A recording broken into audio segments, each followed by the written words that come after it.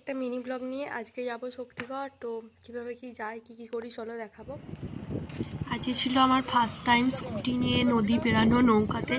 আমার প্রচণ্ড নার্ভাস লাগছিলো যে আমি পারবো কি পারবো না।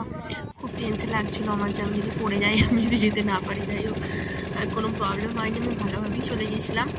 এরপর বাড়িতে গিয়ে আমাদের বাড়িতে একটা আর কি দাদার বিয়ে আছে, তো তার জন্যই আমরা একটা ডিজাইন আঁকছিলাম, আমি আমার বটি সত্যি সবাই মিলে বাড়িতে গিয়ে একদম ডিজাইন আঁকতে বসে পড়েছিলাম। এখানে আলপনা আর কি, যেগুলো ফেব্রিক দিয়ে আলপনা হয়, কালারিং, আমরা তিনজনে মিলে সেই ফেব্রিক দিয়ে এটাই কমপ্লিট করার এখন চেষ্টায় আছি। কমপ্লিট হলে তারপর তোমাদের দেখাবো যে কীরকম হলো পুরোটা।